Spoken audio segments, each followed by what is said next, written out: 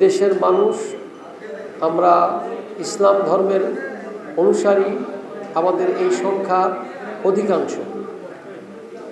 তারই ফলশ্রুতিতে এদেশের কৃষ্টি কালচার আবহমান কাল থেকে, মোগল সাম্রাজ্যের সেই সময় থেকে ঈদে মিলাদুন্নবী উদযাপন হয়ে আসছে। এটাকে ফার্সিতে দোয়াজদাহাম বলা হতো। পরবর্তীতে যত গভর্নমেন্ট দায়িত্বে এসেছেন তারা এটাকে ঈদে মিলাদুন্নবী রাষ্ট্রীয় ছুটি ঘোষণা করেছেন এবং রাষ্ট্রীয়ভাবে উদযাপন করেছেন। আমরা আমাদের পক্ষ থেকে দাবি থাকবে, গতানুগতিকভাবে যেভাবে রাষ্ট্রীয়ভাবে ঈদে মিলাদুন্নবী উদযাপনের যে সমস্ত ব্যবস্থা করা হয়ে থাকে সেটাকে আরও বেগবান করবেন, আরও সুন্দরভাবে করবেন।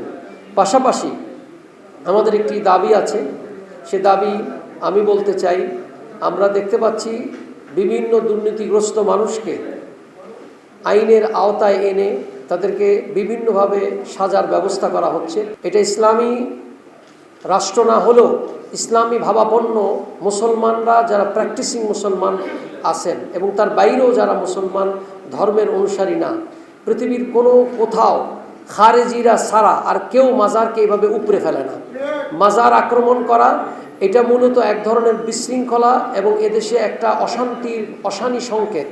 আমরা দাবি করব, যদি মাজারে শরীয়ত বিরোধী অনইসলামিক কোনো কার্যকলাপ হয় আমরা দায়িত্ব নেব। আমরা আহলে সুন্নাত ওয়াল জামাত লিয়াজ কমিটি, আমাদের অসংখ্য ওলামায়ে কেরাম আছেন, আমরা দায়িত্ব নিব। সরকারকে আহ্বান করব, আপনাদেরকে আমরা সহযোগিতা করব, কোনো মাজারে যেন আর কোনো আক্রমণ না হয়। সেখানে অনইসলামিক কোনো কিছু হলে এটা রাষ্ট্রীয় আইন আছে, রাষ্ট্রীয়ভাবে, এবং আমরা সহযোগিতা করব ইসলামিক আইন দিয়ে আপনাদেরকে এটাকে সংরক্ষণ করার জন্য।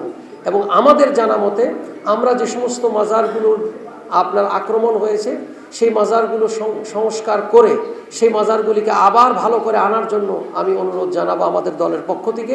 পাশাপাশি ঈদে মিলাদুন্নবী রাষ্ট্রীয়ভাবে উদযাপন করার জন্য সরকারের পক্ষ থেকে যেন পূর্ণ সমর্থন থাকে, এটা আমাদের দাবি থাকবে।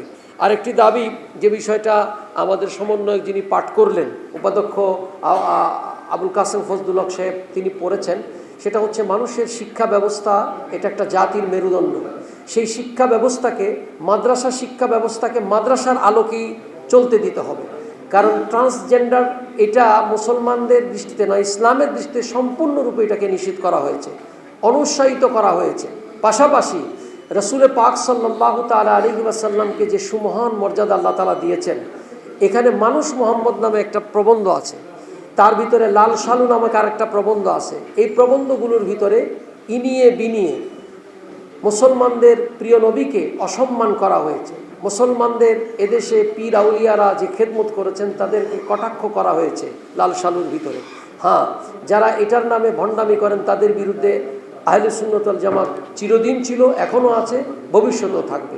কিন্তু এই প্রবন্ধগুলোকে, আর পাশাপাশি হিন্দুদের ধর্মীয় কোনো পাঠ্য বইতে কোনো মুসলমানের যদি কোরআন হাদিস দেওয়া হয়, যেভাবে তিনি অপদস্থ হন, মনে আঘাত আসে, ঠিক এমনিভাবে আমাদের ধর্মীয় বইগুলোতে মাদ্রাসা বোর্ডে কিছু কিছু হিন্দু শিক্ষা দেওয়া হয়। এটা হওয়া উচিত না, এটাই বড় বৈষম্য। আমরা চাবো যেন পরিষ্কার মাদ্রাসা শিক্ষা ব্যবস্থাকে স্বাধীনভাবে, সুন্দরভাবে মাদ্রাসা শিক্ষা ব্যবস্থা যেভাবে হওয়া উচিত সেভাবেই যেন অগ্রসর করতে দেওয়া হয়। এটার জন্য আমরা আপনাদের কাছে চাবো যে আপনারা মুসলমান হিসাবে, একজন মুসলমানের দায়িত্ব হিসাবে আপনি কলমে লিখবেন, আমরা চাই মাদ্রাসা শিক্ষা ব্যবস্থা থেকে অবশ্যই এই সমস্ত বিষয়গুলো দূর করা হয়। পাশাপাশি এখনও মাদ্রাসা শিক্ষা বোর্ডে হিন্দু ভদ্রলোক চাকরি করেন, তার আবেগ অনুভূতি একরকম, একজন মুসলমানের আবেগ অনুভূতি আরেক রকম। আমরা দাবি জানাবো মাদ্রাসা শিক্ষা বোর্ডের প্রতিটি স্তরে একজন মুসলমানদেরকে যেন স্থান দেওয়া হয়। এলো খবরের কাগজ, নিখাত, নির্ভীক, নিরপেক্ষ।